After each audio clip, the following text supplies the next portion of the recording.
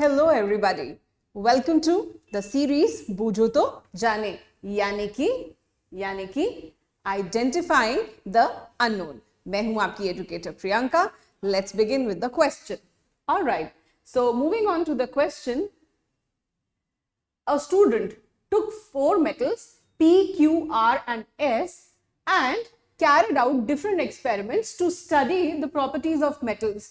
Some of the observations were, अब यहाँ पे आपको कुछ मेटल्स दिए हैं PQRS के फॉर्म में और उनकी आपको कुछ प्रॉपर्टीज दी गई हैं. अच्छा, प्रॉपर्टीज, अब ऐसे क्वेश्चन को कैसे टैकल करना है, यहाँ पे जब प्रॉपर्टीज वो बताते हैं तो कुछ ऐसी डिस्टिंक्ट प्रॉपर्टीज बताते हैं मेटल के बारे में जो आप उस मेटल के बारे में बिल्कुल अलग से जानते हैं. ठीक है, तो जैसे ही आपसे इस तरीके का कोई क्वेश्चन आए, आपको मेटल्स की वो क्लिक करने वाली प्रॉपर्टीज पे ध्यान देना है. जैसे कि all metals could not be cut with knife except metal R.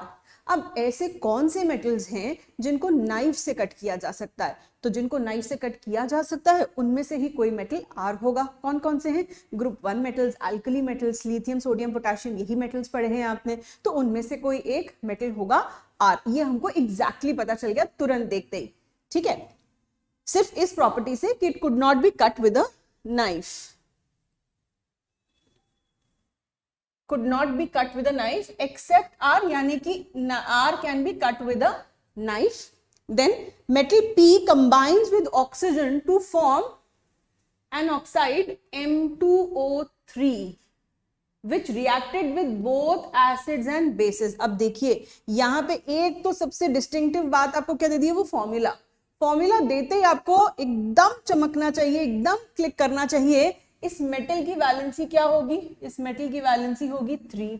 अब कौन सा मेटल ऐसा है जिसकी वैलेंसी है 3? आपने कौन कौन से ऐसे मेटल्स पढ़े हैं? आपने पढ़ा है एल्यूमिनियम. ठीक है, उसकी ऑक्साइड M2O3. फिर उस बात को कंफर्म करने के लिए कि क्या आपने वो गैस सही किया है नहीं किया है, आपको दे दिया it reacted with both acids and bases. तो आपको यहाँ पे क्या याद आना चाहिए?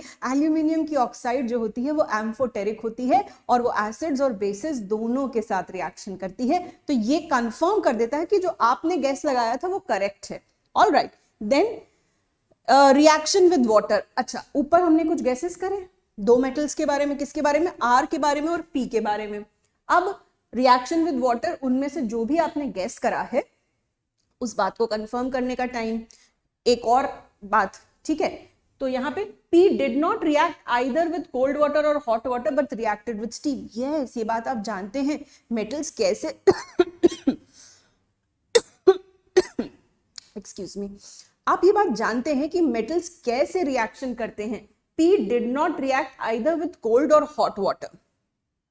एल्यूमिनियम है, कैसे रिएक्शन करता है? ना तो हॉट वाटर के साथ करता है, ना कोल्ड वाटर के साथ करता है, सिर्फ स्टीम के साथ करता है. तो ये बात कंफर्म हो जाती है कि ये हो ना हो, P जो है वो एल्यूमिनियम है.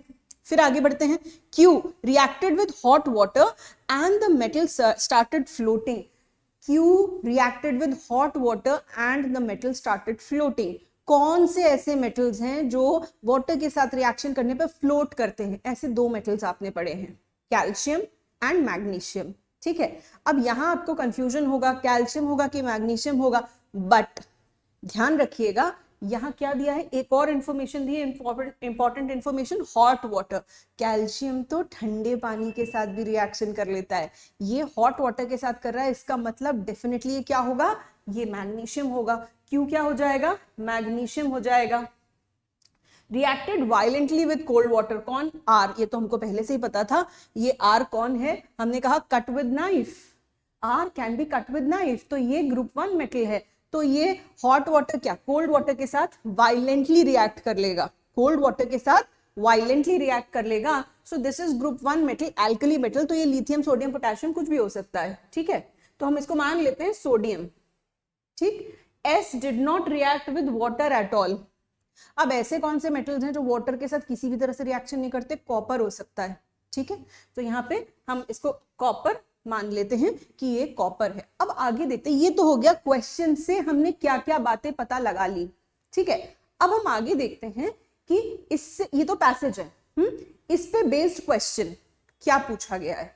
ठीक, moving on to the next इसका ए पार्ट, इस पैसेज का ए पार्ट आपसे पूछ रहा है, out of the given metals which one needs to be stored in kerosene, obviously group 1 metal, ठीक है, चाहे लिथियम हो, चाहे सोडियम हो, चाहे पोटेशियम हो, उन सबको केरोसिन में स्टोर करना पड़ेगा, ठीक है। अच्छा चलिए बताइए वाटर में क्यों स्टोर नहीं कर सकते?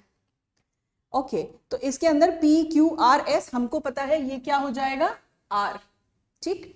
Moving on to the next question, next part क्या कह रहा है? नेक्स्ट पार्ट कह रहा है out of the given metals the metal Q is, अब मेटल Q हमने क्या डिड्यूस किया था यहां से, reacted with hot water and the metal started floating, तो डेफिनेटली ये क्या हो जाएगा, okay, out of the given metals the metal Q is magnesium, ठीक है, हमने पहले ही पता लगा लिया था। अच्छा, इस क्वेश्चन को और अच्छा बनाना होता तो इसमें से मैं एक ऑप्शन कैल्शियम भी दे देती, क्यों बच्चा कंफ्यूज होता, आप कंफ्यूज हो सकते हैं, इस क्वेश्चन को और अच्छा बनाया जा सकता था। दिस इज सीबीएसई टर्म 1, पिछले साल का 2021 का पूछा हुआ टर्म 1 का क्वेश्चन है, तो यहाँ पे अगर कैल्शियम आ जाता तो आपको सोचना पड़ता, अभी तो क्लियर कट मैग्नीशियम है, राइट, तो आप इस छोटी छोटी गिवन इंफॉर्मेशन का ध्यान से देखें ऐसे XYZ वाले क्वेश्चंस को ट्रीट करने के लिए।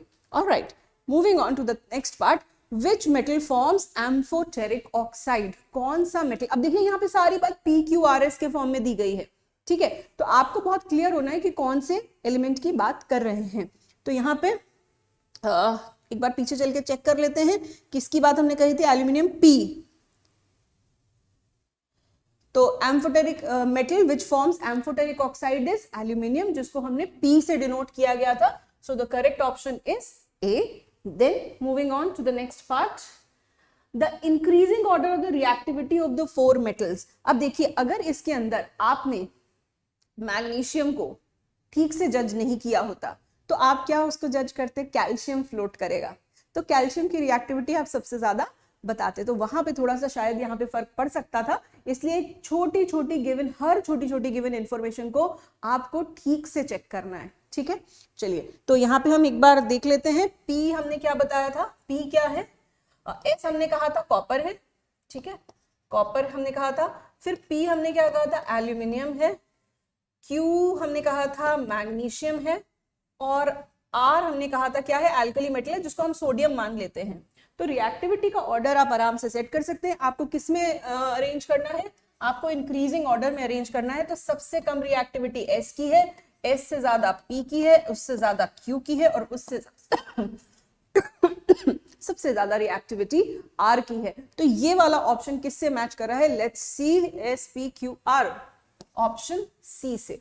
ऑलराइट, तो आई थिंक आपने इस क्वेश्चन को क्रैक करने का तरीका समझ लिया होगा। मिलते हैं अगले क्वेश्चन में।